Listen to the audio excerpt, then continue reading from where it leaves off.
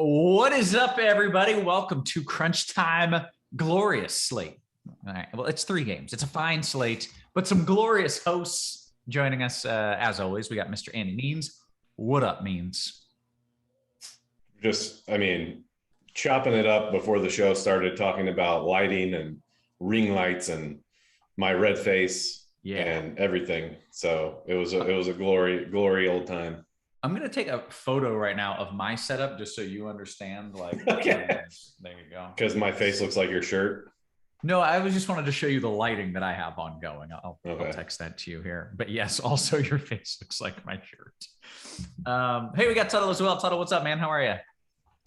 I'm good. Seth Curry's playing. That's like the best news I could have heard. We're going to get Meansy a ring light. He's going to turn into a TikTok star, filming himself with it. It's going to be awesome.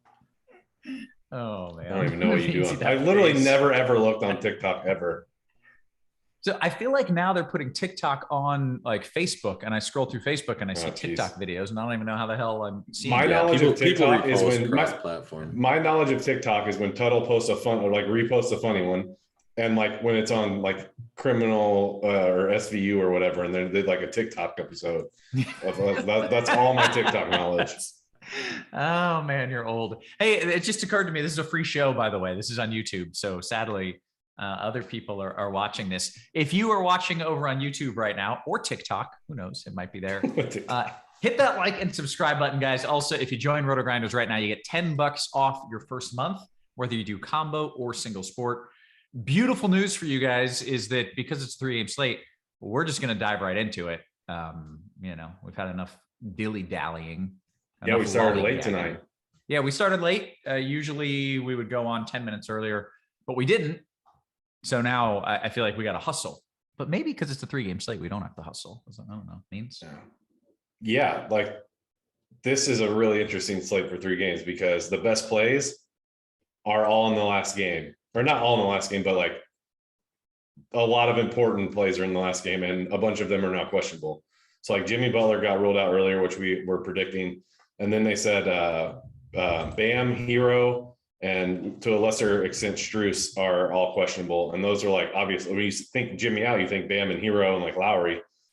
And so you have the Toronto-Philly game starting at 7. You have the Pacers-Utah game starting 2 hours after that one at 9. And then you have the Heat-Clippers starting an hour and a half after that one at 10:30. So like there's going to be this weird situation where like I was trying to mess around on my DK build with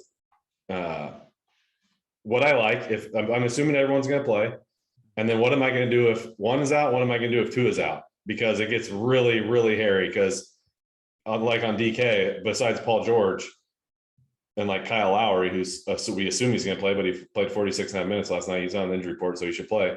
There's like not anyone to spend on, so it's going to get kind of weird when we start talking about late swap stuff.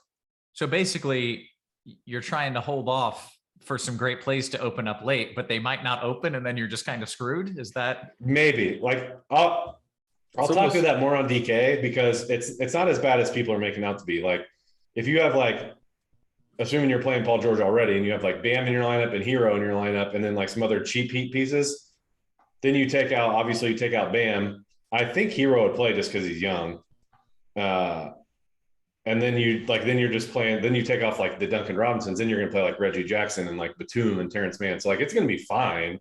Like it's going to be weird just because there's going to be nothing else to pivot to. It's strange. Okay. Well, let's get into it here. If you don't know, if you're new, if you're watching on YouTube, we start with FanDuel, we go through cash, then we get tournament takes. Then we go to DraftKings, we do cash, then we get tournament takes. Then we open it up to questions. You can put in a question at any time, but best to hold off generally until question time.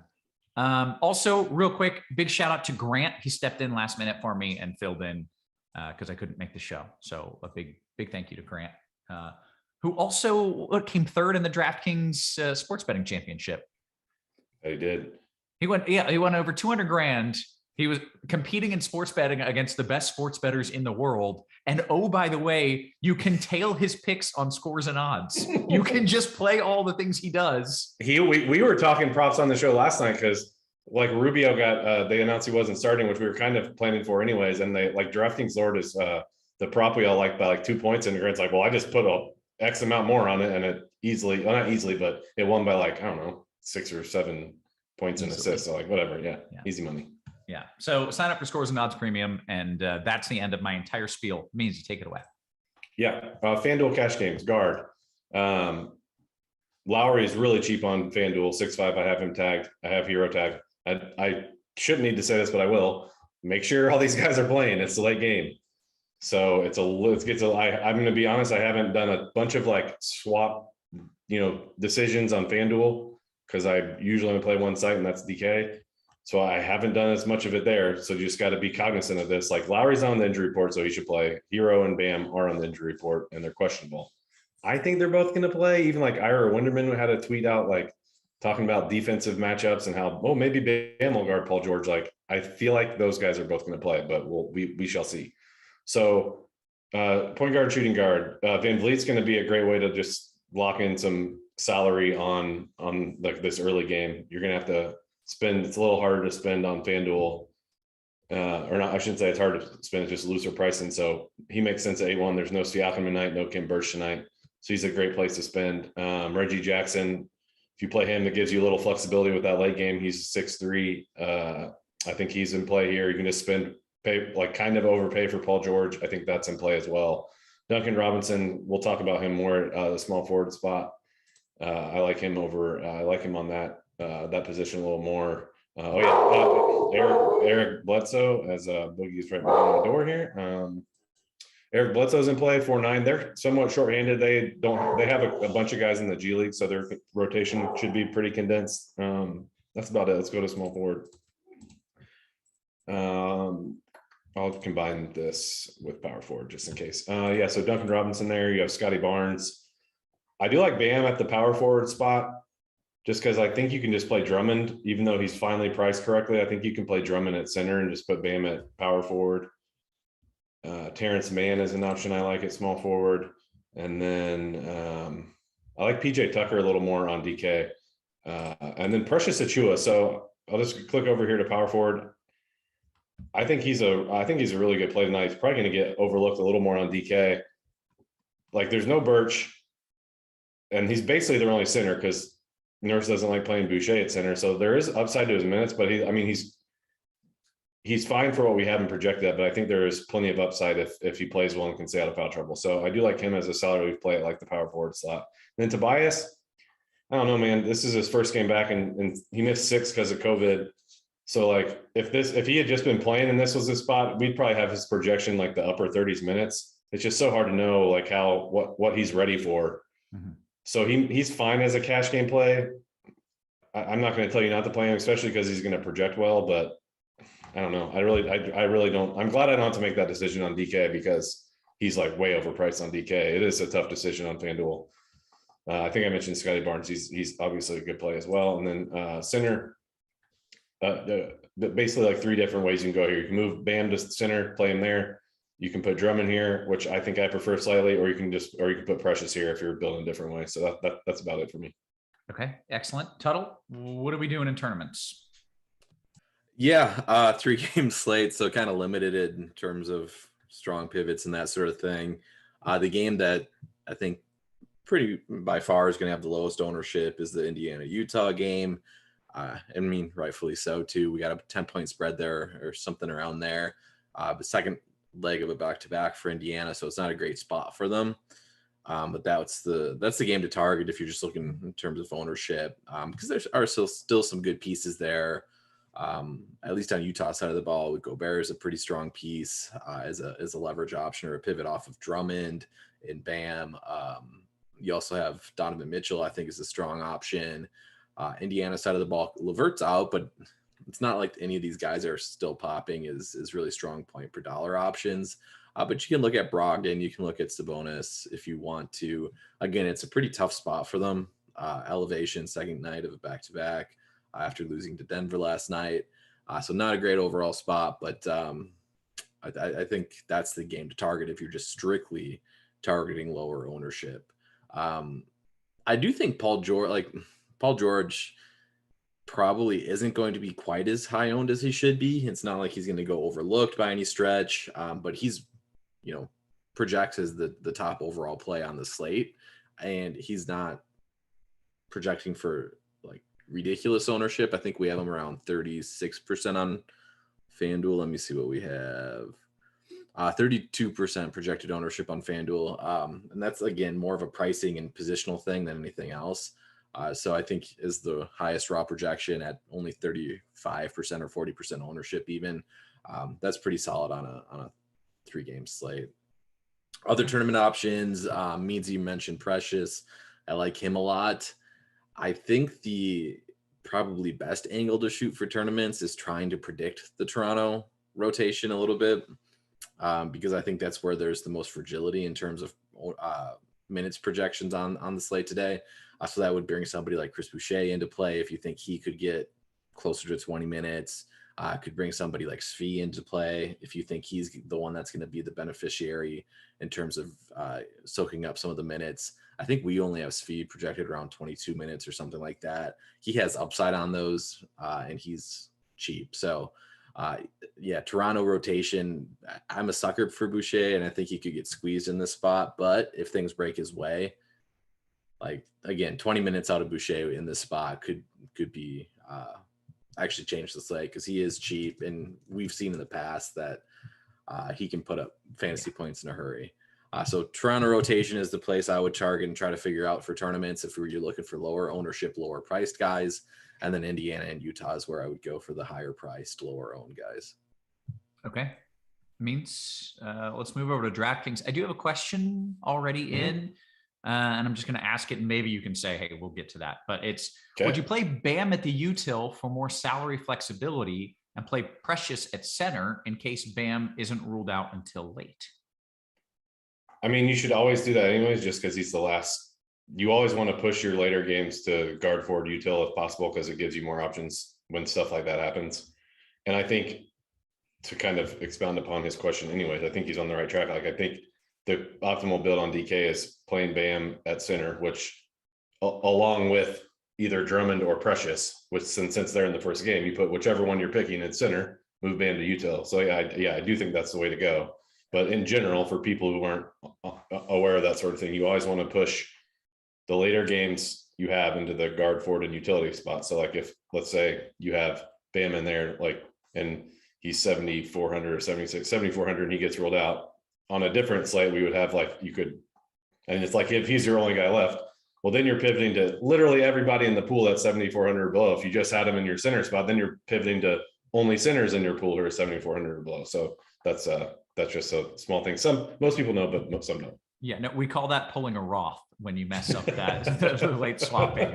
I'm really good at that. All right, Means, walk us through what we're doing over here on DK. Okay, I feel good about the build. A couple of spots I want to just point out where I think I'm a little different than our projections on.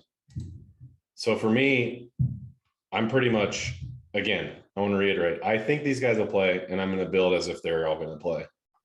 And if they don't, there's ways we can fix it. And I didn't really say this at the top, but if some of these guys are out, then other Heat players are going to be really good plays too. So, because like the more guys like Jimmy, Bam, and Hero that are out, that's a lot of shots. Somebody's got to yeah. So, and it could get tricky because a lot of those guys are going to be like super cheap, but also they're going to be like, if it's like let's just, for example, let's say it's a 3K guy. Well, what his fantasy point projection is going to be is probably like, well, he should really be like a 6K guy or something. So like, if it comes to it and you have to leave salary on the table, it's fine because you're playing guys who you're still going to have, projections that are way above that. So I'll just start talking through this because that's probably the best way for me to go through it. Hold on, let me get my slots in here. So I'm just going to show you like kind of how I've been building anyways. It's basically, I still am going to put Lowry at point guard, even though he's 7'1".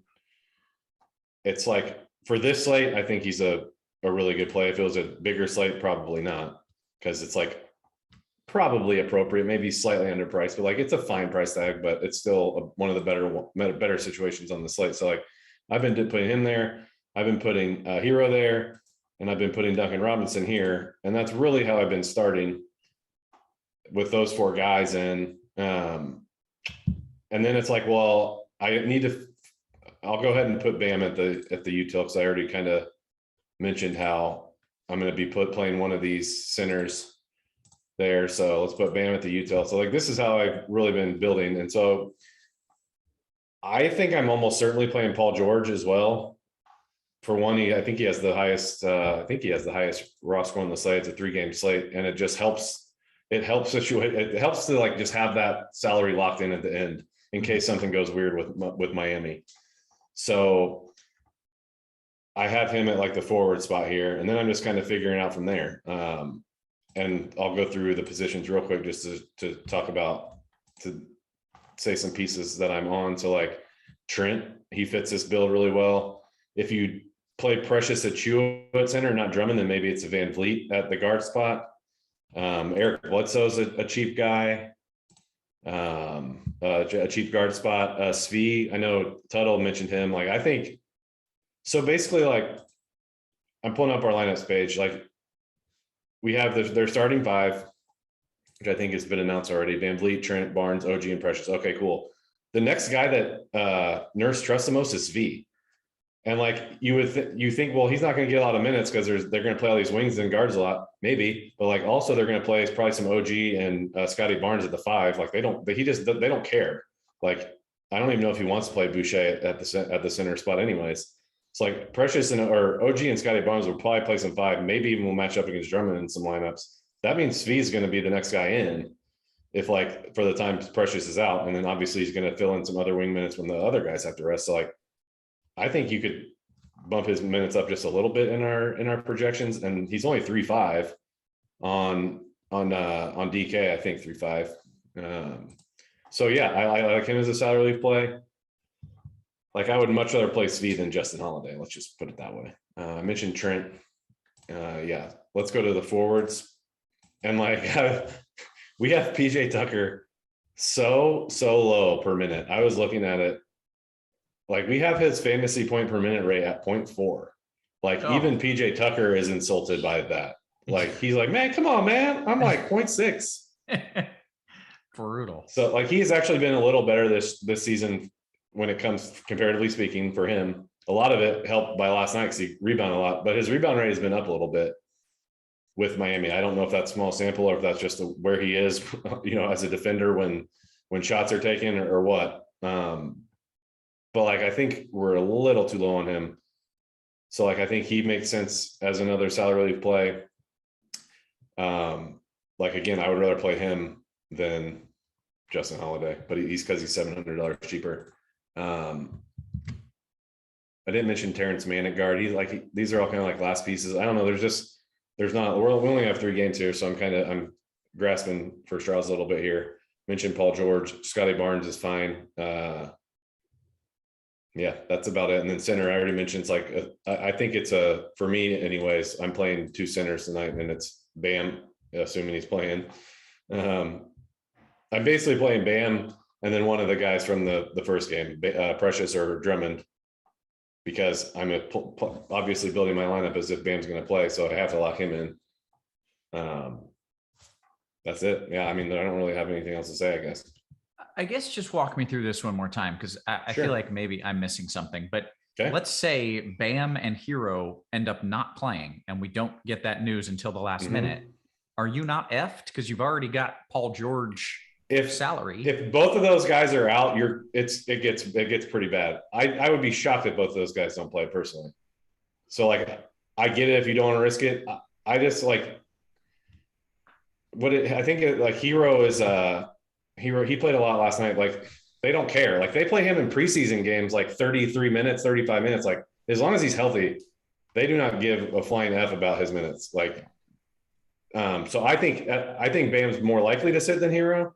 If both of them sit, let's just if you're all right with it, can I just walk through real quick? Just like something, let's just like, I'll just throw in, I'm just going to throw in, just start plugging in names here. Let's put like Trent at the guard spot. Cause it is probably it is good to like, that's not what I need to do. There's Trent. Let's just put someone here.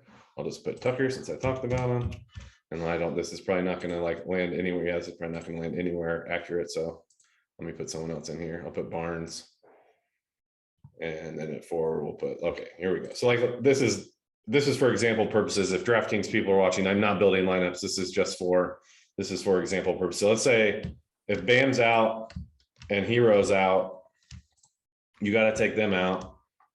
And then like you said, then it's like then there's like no one to spend on. So if I'm at this point, then I'm going to be like, all right, well, I'm probably going to take like Duncan out because he's cheap. Then I'm going to try to play Reggie Jackson, I think, because he's the next highest. And then this is where then you're probably going to leave a little bit of salary on the table. But you wouldn't even want to take Duncan out because he might be the only dude left to maybe score. So. And if I have to leave like 1,500 on the table or something like that, I'm fine with it. Again, I don't think it's worth like taking fringy plays that are like not great plays at the start. Because again, I'm just balancing like risk reward and how much I think it's likely that these guys are not going to play. I think the most likely scenario is they both play. I think the next most likely scenario is that just Hero plays. And I think the least likely scenario is that both of them don't play. So when I think of it like that, I'm just going to take the risk. And worst case scenario, I'm going to play some of these guys and maybe leave some salary on the table. That's how I'm handling it. Excellent. Okay. That's exactly what I wanted to just clear up. So great stuff. Yep. Tuttle, what are we doing over on DK and GPPs? Anything different here or any strategies, revolving around this, potential? Yeah. Miami? I mean, not much different.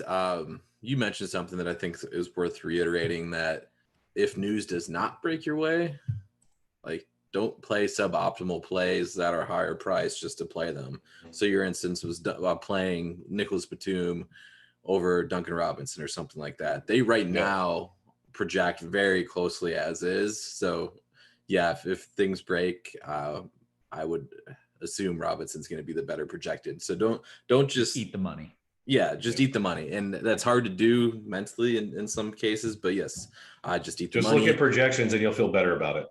Yeah. Right. In general, they're on DraftKings. I do think it's fine just to kind of get crazy with some of these cheapy options, because I would not be surprised if the cheap end is where we kind of see the slate decided in terms of first places in tournaments. So guys, again, Boucher is the guy that I mentioned before. PJ Tucker was mentioned. I do think he'll get some ownership, but even just like as a pivot off of PJ Tucker going to Torrey Craig, who has also shown some scoring upside, I guess in a singular game this season, but he's going to come at 5 times the lower ownership than PJ Tucker.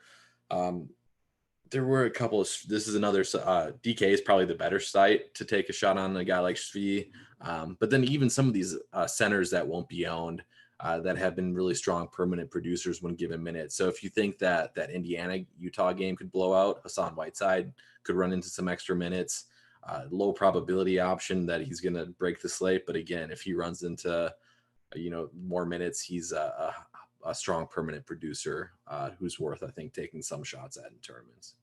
Okay, excellent. Brett says, hey, in general, leave money on the table tonight just to differentiate, or not something you're trying to do unless this Miami news breaks the wrong way? Tuttle? For me, yeah, it's unless the Miami news breaks. I'm treating it like a normal slate, basically. Okay. Guys, we've got about 5 minutes. If you're watching on the YouTube, hit that like and subscribe button. Also, get in those questions. Let's get to them right now. D-Train says, what are your thoughts on the altitude difference on SLC for Indiana? I mean, they just played in it last night. That was a question for you, Roth. What SLC? What are we talking Salt about? Lake City. Are they playing in Salt Lake City? Yeah, I mean, they're playing in Utah, which is where the game, but the altitude is like, there's an actual home court advantage at Utah and Denver because the altitude's so high, and for visiting teams, as long as they're used to it. Yeah. Okay. I get, yeah. Where are you at on that one, Roth? Weatherman Roth. Let's go. Look, hey, if it's not going to rain, I'm not paying attention. Okay. I don't know. Do you care? It means you don't care about that. Oh, I mean, that's probably why they're, what are they, 10-point dogs? Like, it's a really hard back-to-back, and Utah's just better than them also. So, I mean, I care in that regard. We care, but it's also factored in. Great. Okay. Good way to put it. Jay Sam's FanDuel single entry GPPs Shouldn't we be fading Duncan Robinson at this high ownership, even on a short slate like this? And being that the FanDuel scoring system doesn't favor 3-point shooters, even more so in FanDuel. I understand playing a 43% owned Duncan Robinson doesn't feel great. On FanDuel, there's not great pivots off, really. Like maybe you can justify Justin Holiday over him. PJ Tucker just doesn't get it done for me. So I'm fine eating the chalk. I think the sentiment's right, but I think in this spot it's fine eating Duncan Robinson chalk. Okay. Brett's says Brett Z. DK Cash, Precious OG or Drummond Tucker? Indifferent, slightly into the second one, I suppose. BHB DK Cash means Svi and Paul George or Barnes and Lowry?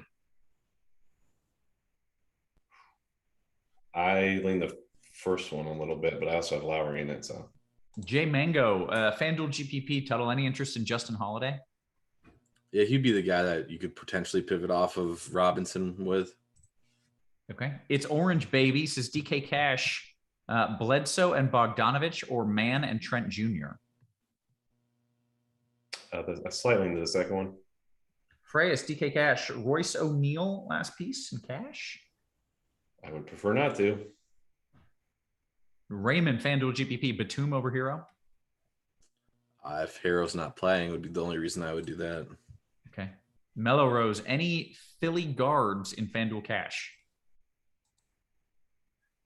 And Tuttle, can you, Means you go first. I'm not off the top of my head now. And Tuttle, can you go over your thoughts on the Sixers players in a DK GPP? My thoughts are they are now priced up and they got 2 bodies back. So they're like unlikely to pay off their tags. Drummond is the best bet. I think it means he kind of talked about it. Harris would be the guy that, again, we're projecting rightfully so, I think, lower minutes than he would typically see in the spot, mostly just because of the COVID absence. If he returns to 37 minutes, then he's currently being under projected. So if you want to take shots on Tobias, I think that would be fine. Okay. DK Cash, Holiday and Paul George or Batum and Drummond means? I would slightly lean the Batum, the Drummond one, whichever that one was.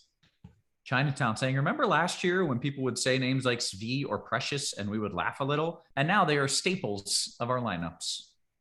True. Pre-game slate.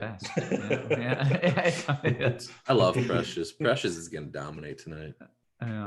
Drummond is going to dominate tonight. They got a bunch of little power forwards playing center tonight. Hey, who's your biggest leverage spot, Tuttle? He says, I'm in on Bledsoe. This is from the YouTube. Was that a question from Cheese? It was, yeah. Yes, he loves his leverage. Honestly, it's so hard because all these guys are high owned. They're going to be high owned. Gobert at just Boucher, baby spot. No, I think Gobert, because I do think Bam's going to be higher owned. I think Drummond's going to be higher owned. So yeah, no one will play him at the same price range. Yeah, good call. Yeah. Who would be necessary if you knew that Precious was going to get 32 fantasy points or Drummond would get 50 fantasy points in a DK GPP?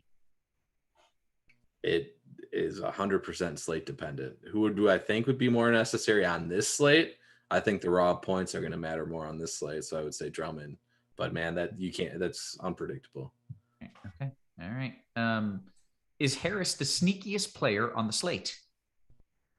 Yeah, I talked about him a little bit. Again, I think the prudent thing to do is not to assume he's going to see the 36 to 38 minutes he was seeing before COVID. And so I'm hesitant to play too much of him. But if he does get those 36 to 38 minutes, then he would be sneaky. So there's definitely risk involved if you're going heavy on Tobias. Okay. All right. With that, we have hit lock, gentlemen. 30-minute shows go quick. Yeah, 30 minutes. It's nothing. It's a breeze.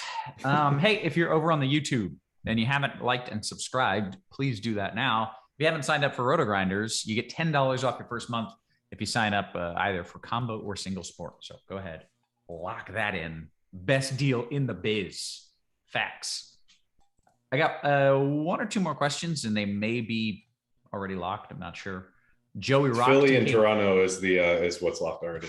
But it's not like they're saying, here are some Philly guys and here are some Toronto guys. Sure. Yeah. Like I kind of know, but I don't know. Yeah. You know. Okay. Joey Rock, DKGVP, OG and Bojan, or Barnes and Jackson. That's locked. What would you have done? Probably Barnes and Jackson there. All right, there you go. You said Toronto's locked already? Mm-hmm. Yeah. All right, So Precious, Scotty, OG, Boucher. Yeah. Okay. Hey, with that, I think we're pretty much done here, gentlemen. We got all the questions. So let's call it here for Means, for Tuttle, and for Devin, always working hard behind the scenes. Guys, we appreciate you. We love you. And we will catch you tomorrow. You have been crushed.